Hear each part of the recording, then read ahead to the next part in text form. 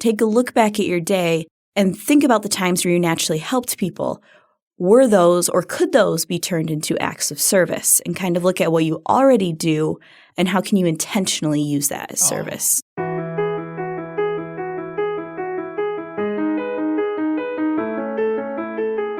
You're listening to If That Makes Sense, a Family Life original podcast about what life is really like as a Christian in your 20s. I'm Tim. I work in Family Life's radio production department. I'm Mary, and I work with Tim in the radio production department. I'm Becky, and I work in Family Life's development department.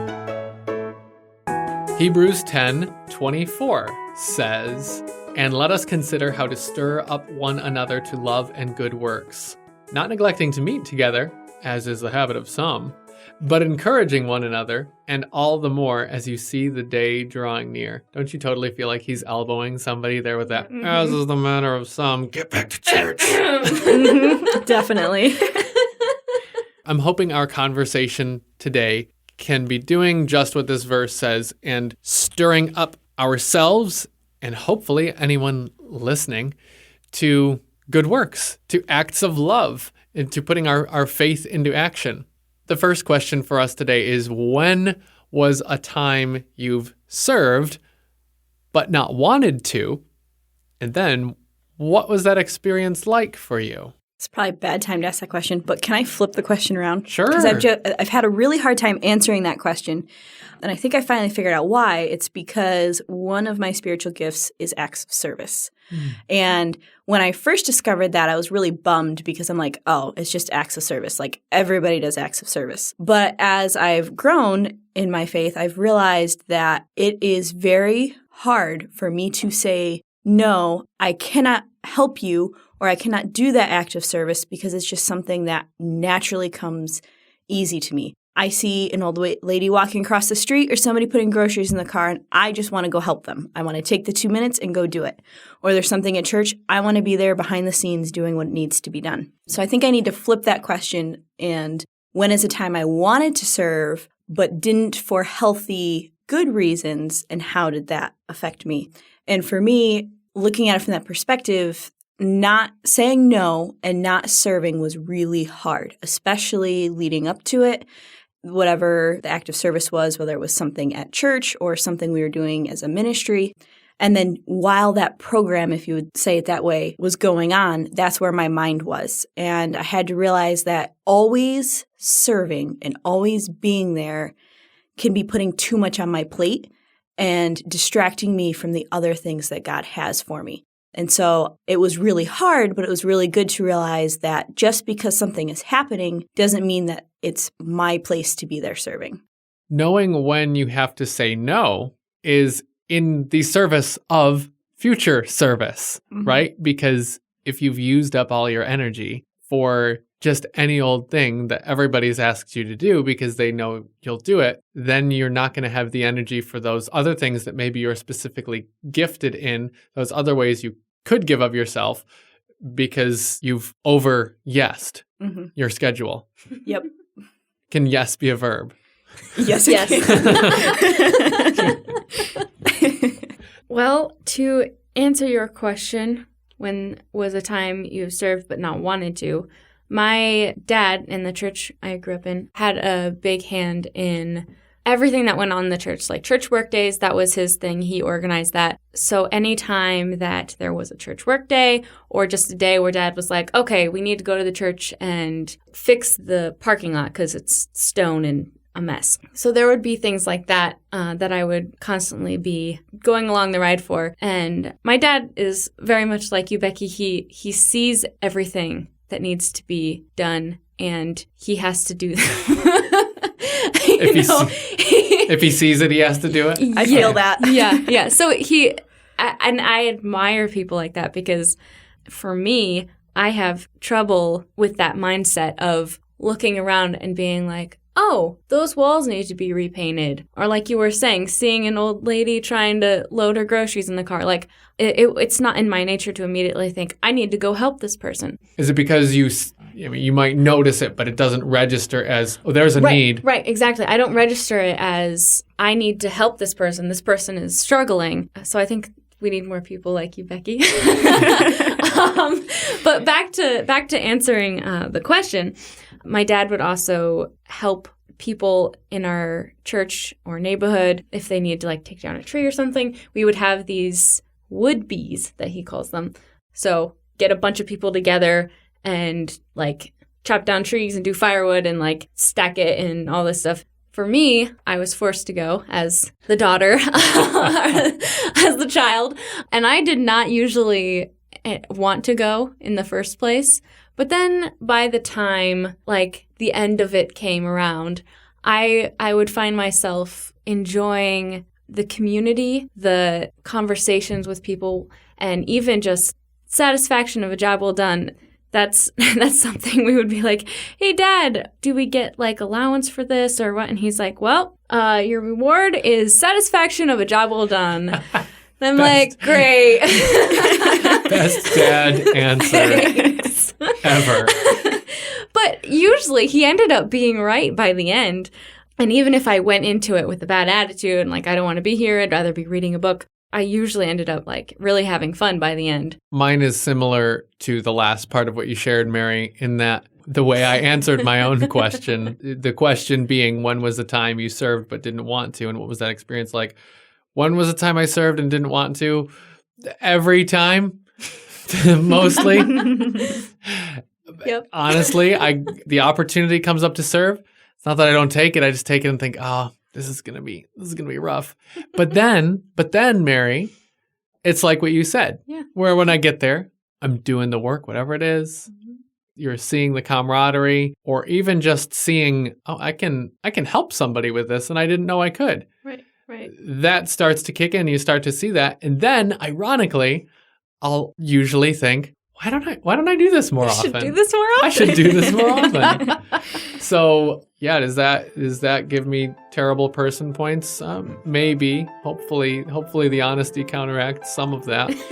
But yeah, I don't want to put myself in those places because it means I've got to give up my time or my energy or just my comfort. Now, I find it really interesting, Becky, that you brought up spiritual gifts, and specifically service as a spiritual gift. When it comes to service, I think we can all think of ways we've seen other people serve that we find inspiring, but we maybe don't know what that is for us. And I think when we see somebody whose service inspires us, it's because they're serving out of their gift, whatever that is. My second question for us is, what is a ministry of service you've seen somebody else undertake that has been an encouragement to you or an inspiration to you? Mine would be something that I saw my mom do, actually continues to do. Her schedule is very flexible and open in the fact that she raised 4 kids. She homeschooled us. Her husband is a farmer. So their schedule time-wise is a lot different than most normal people's. So it gives her a lot of flexibility with her time and a lot of, if she chooses, a lot of time available to do things or to serve people. She likes to use that freedom of time and that freedom of flexibility to be able to meet those needs when they come up.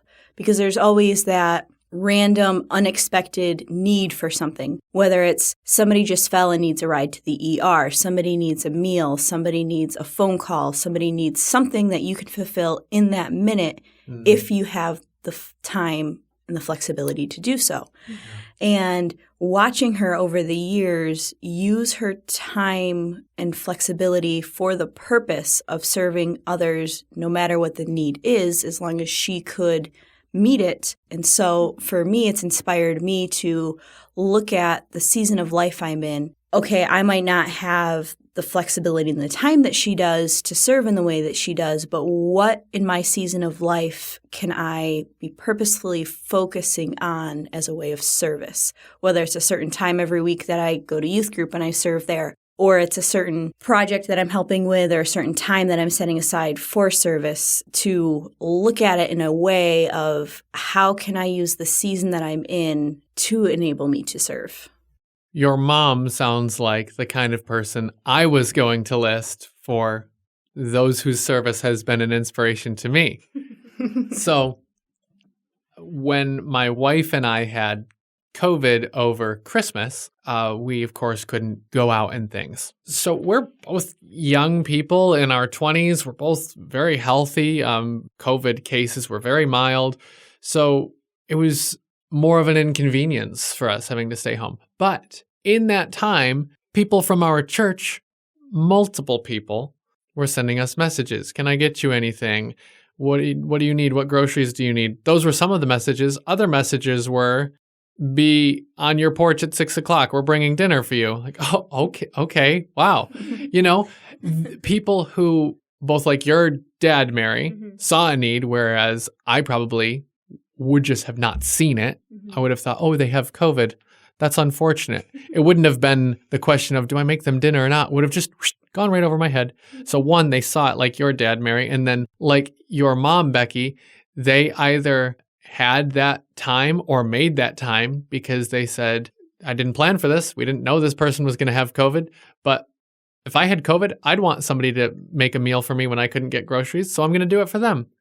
That was an incredible inspiration to me because I felt like, wow, aren't there people who need this more than me? I'm fine. I'm a healthy person. Yeah, it's inconvenient. But so the fact that people decided to meet not just our needs, they chose to meet our convenience, which, wow, that's like a luxury, right? We didn't need that, but people chose to do that.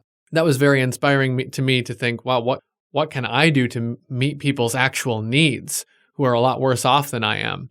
For me, my answer, big surprise here, goes back to my dad and my mom too. One of my favorite things that we did as a family was Sunday morning before church, we would all the whole family would get together and like cut up carrots, put the chicken in the oven, sort of like get prepared for a big meal. And then we would go to church. And then after church, my siblings and I would it's so fun. I love it. We would run around the church and just start inviting people over for lunch. And so cool. And so, cool. We would finally get home and Mom would be like, okay, how many people did you invite? And then we would have this big scramble for if we invited more people than we planned on having in the morning, we would scramble for more food to make, or we would scramble for chairs and an extra table we would set up and all this stuff. And it was really fun. And then people would just start showing up. And it's such a fun memory for me. Just the fact that it's not really a need, but it's, like you were saying, a convenience for people, hospitality, and the spontaneousness of it always really inspired me. It's just such a fun, I just love it. That's so fun. That's so One fun. of my favorite memories of growing up in. I love just... I grew up in a college town, so a lot of the people we invited were college students. Oh, man, they love that. Oh, free food. Yeah. Are you kidding? So... I think that's inspiring, just hearing that. That wasn't even my memory. Me I just think, wow, how could I do that? And, if you're not the kind of person who cooks, though, can you still do that? Yeah, you can still do that. I remember a sermon that our pastor gave a few months ago, really made an impact.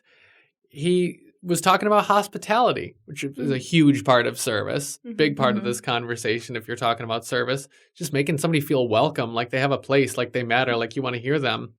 Getting them out of their regular routine. That means a lot to people. And in his talk about hospitality, he said, don't feel like you have to be hostess or host supreme. Like, find your neighbor, ask him if he wants to come over for a hot dog.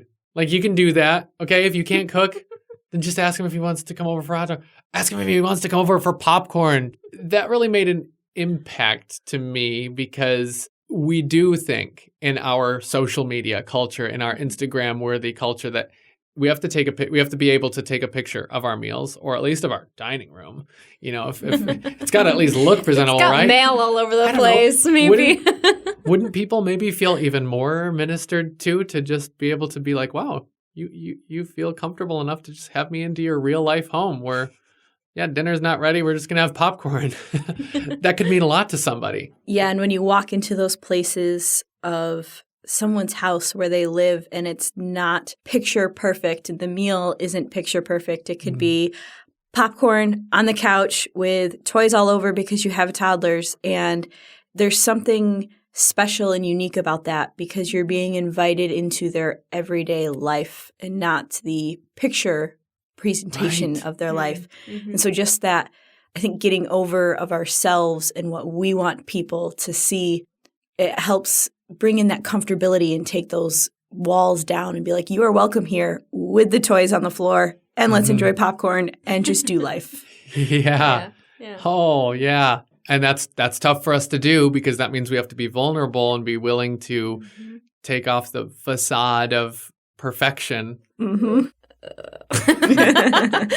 Yikes. No, I am actually perfect all the time. I'm what are you getting talking uncomfortable about? just I don't talking know. about that. Yeah. What? I had a verse here. It's a good one. It's 1 Peter 4:10. As each has received a gift, use it to serve one another as good stewards of God's grace. We all have a house. Boom. Yeah, right. Or at least a room. Sure. Well, even so, in my situation, I live with my parents and my siblings, and it's wonderful. The social expectation at my age is to have moved out and have an apartment or a house or what have you. But the reality of my situation is my parents live on an organic dairy farm. They're both farmers. They have a huge farmhouse that's been in the house for 3 generations. They have lots of room. I help out on the farm. I help out in the garden. I just enjoy the atmosphere of it. So living at home is kind of basically a perfect situation. But with that comes a slight challenge, but really a blessing with inviting people in and sharing hospitality, because it's not just me who's getting to participate in that service. It's my whole family because we have our different friend groups and things like that, but we all come together at the same time. So it's like, oh, I'd like to have this group of people over. Are you guys okay with that? Who else do you want to invite? So it becomes one family act of service or communal act of service that we get to use what God has given us instead of, oh, I'm by myself. I'm going to invite people over and do it myself, which is also a wonderful, huge blessing. Way more intimidating, though. Let me just put that in there. Oh, I'm sure it is, and I'm sure I will experience it at some point. But no matter where you're living, whether you have a room that you're renting or an apartment or you're with your family, everybody gets to participate. That's a really cool perspective.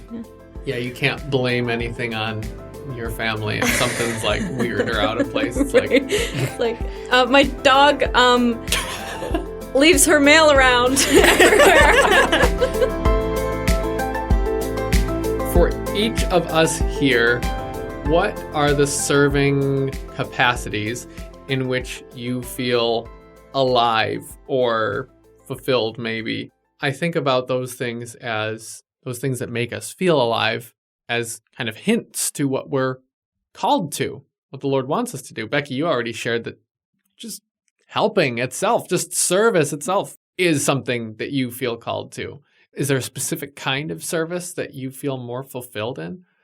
Yeah, I was thinking about that. And yes, I love the acts of service that I can participate in through church programs or volunteer programs where, okay, every Wednesday night we are getting together and we're going to serve, and this is the group of people we're going to help. And, you know, usually they have like a night of the week or a day of the week where, okay, this is the set time we're going to do it, and this is who we're going to be helping, and this is kind of what we're going to be doing.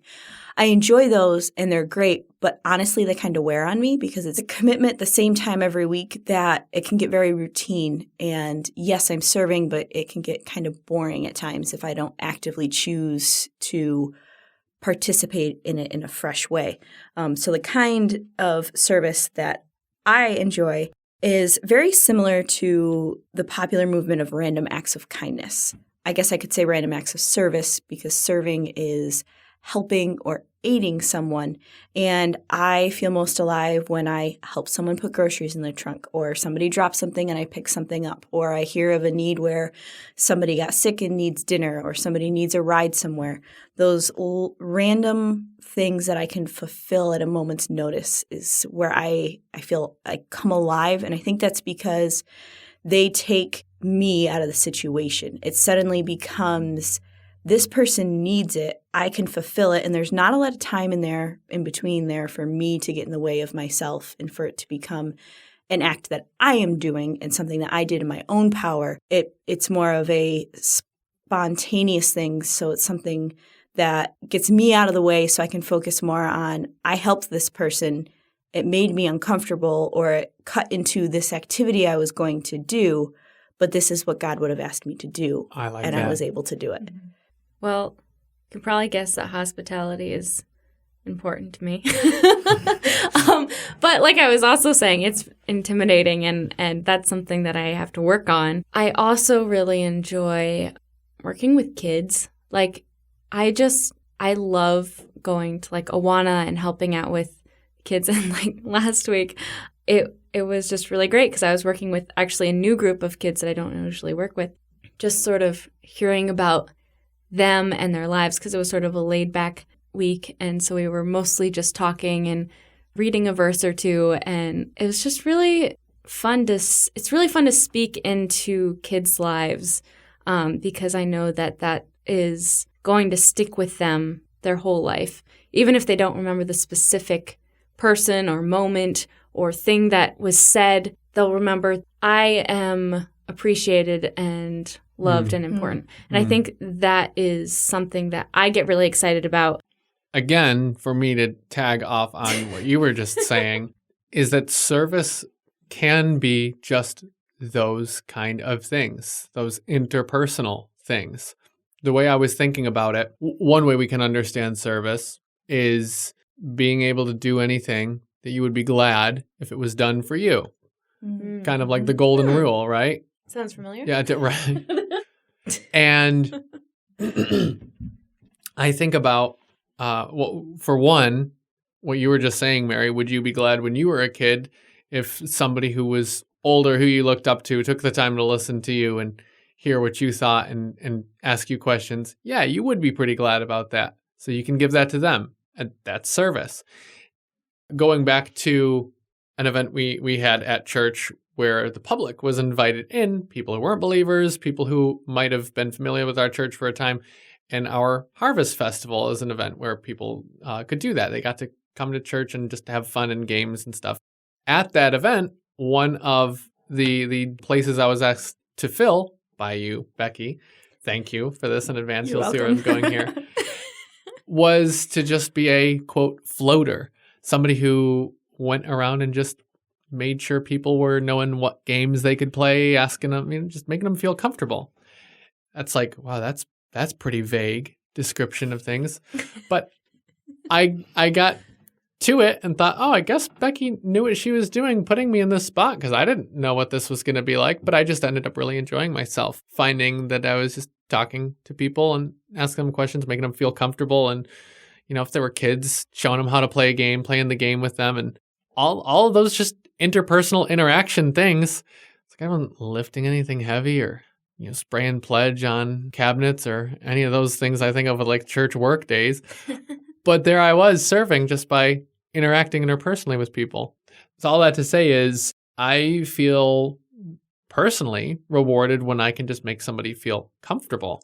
And then that makes me think, what are ways that I can, first of all, acknowledge that is service, not just think, oh, that's just some weird quirk or something of mine. No, that can be something the Lord wants to use for service.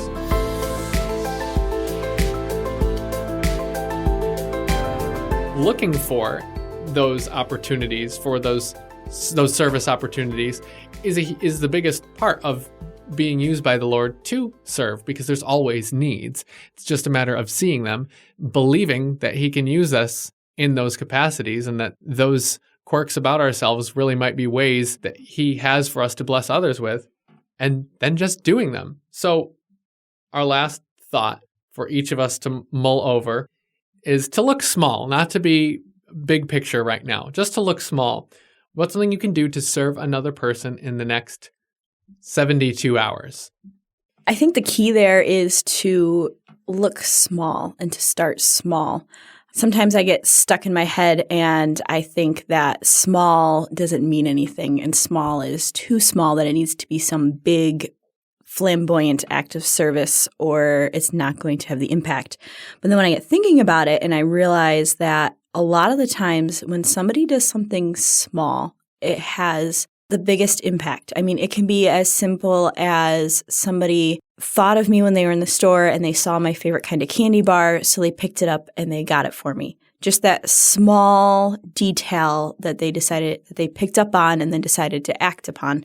So my challenge would be aware of the people around you. If you're in line buying coffee and there's a mother who's 2 people back who you can tell that her kids are just driving her a little bit crazy and her life seems to be going faster than she can keep up with, maybe pay for her order. Yes, it's an act of kindness, but it's also fulfilling a need because she could most likely use an encouragement or a boost, and a surprise like that could very easily help her. Or I'm going to go back to this because I've said it a million times, but if somebody needs help, obviously be careful with COVID and stuff, but if somebody needs help loading groceries in their car, or you're taking a walk down the street and you see somebody who needs help with something small, it's probably going to take you 2 to 5 minutes. Yes, that can put you behind your schedule, but that's not a huge time commitment. Just quickly take the time and do that. So be aware of your surroundings to find the little thing that you can do. The other thing I would do is at the end of the day or maybe on your lunch break or something, think back throughout your day because chances are you might be serving more than you realize because it's just something that you naturally do is you naturally help people. So take a look back at your day and think about the times where you naturally helped people. Were those or could those be turned into acts of service and kind of look at what you already do and how can you intentionally use that as service? Yeah, I like that. I think one thing that's really good to point out is that sort of this theme has kind of strung its way through our conversation is just like being aware. Like, Becky, that's just a natural thing for you. You're just magically aware of what's happening, and I don't know how you do it. It's a God gift. But at least for me, I think this conversation has been really encouraging to remind myself to just pay attention. Also, don't get stuck on what will they think if I decide to actually help them with their groceries, I've never thought of that. That's a big thing for me. Like if I see something, very rare, but when I see something. When I do. Yeah. When I see something that I could help with and it has something to do with someone I don't know, my first thought is, oh, that's stupid. Like, why would what would they think of me? I would be like such a weird person, and like very not legitimate excuses, but I just get in my head very easily. Just be aware, look around. Also, I don't know if Sunday, is that 70? That's more than 72 hours from now, isn't it? I'm gonna pretend it is. I'm gonna pretend it isn't. Well, it's not because the show comes out on Fridays. Perfect. So that's 72 hours away. Perfect. But I was thinking about making a meal on Saturday that I could like just stick in the oven on Sunday and have someone over randomly. And I need to work on being more comfortable being a host because that's just I've always wanted to be comfortable with being hospitable and things, but it's for some reason it's very intimidating for me because it's like my family's so good at it. I'm just like, okay, what can we do now that we've been sitting here for 15 minutes? I don't have any games. Okay, I'm fine. I'm fine. So, Everything's fine. Are you fine? Good? Good? Okay. Can I get you anything? Water? I just have water. You don't have to leave, water? but you can if you want to. But I'm not telling you to leave. Right. I feel awkward just thinking about it. Welcome to my insecure life. But that's the thing is you know this, but you don't need to feel that. Right. Because that's exactly. what everybody it's else. all in my head. Right. It's all in your head. It's all in your head. Nobody else wants you to feel that way. Everybody else would feel that way if they were in the same boat. Exactly.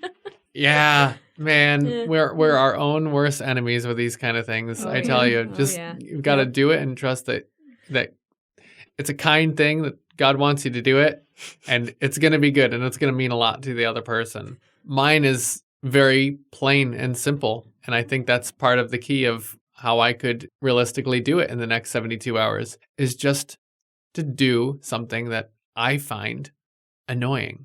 Like, I don't want to do it. Not something that I think is going to make a big difference for somebody and that they're going to be so moved about that it'll just bring a little tear to their eye that I thought of them in that way and I did that. If I can do that, praise God, that's awesome. But I don't want to get sidetracked trying to think of what's that perfect thing I can do. I can just think, oh, what's something that annoys me so I don't want to have to do it? Whether it's a chore at home or it's something at the workplace, like microwaves get gross or whatever it happens to be, just those things you don't want to do that are annoying to you. You think, oh, but nobody will really notice if I do that. It's not going to really make a big difference to everybody. Maybe it'll be a little more convenient. Maybe somebody else won't have to do it, but it's not going to make it, oh, okay, I should probably do it, shouldn't I? So the thing that makes me feel like that, that's what I should be looking out for in the next 72 hours, whether it's just plain thankless or whether it's just plain annoying and I don't like doing it. And maybe it really will be that thing that means a lot to somebody else. You've just got to see it, be aware of the need, and just do it.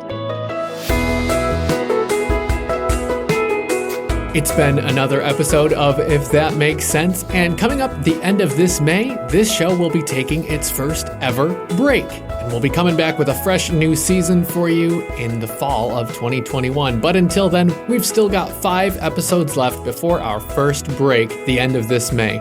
If you enjoyed what you heard today and you haven't done so yet, please subscribe so you don't miss any future episodes. And if you really appreciate this content, we would be so glad if you considered making a gift to Family Life. That's the organization that makes this podcast possible and so many other creative ministry outreaches. You can do that at fln.org/give. And don't forget to check out the other Family Life original podcasts like Therese Talk, a short-form podcast where Therese Main shares help for women to better serve their families and community. You can find that one and other Family Life original podcasts at fln.org/podcast. And they're all available wherever you listen to podcasts. Thanks so much for joining us, and we hope to chat with you in the next one.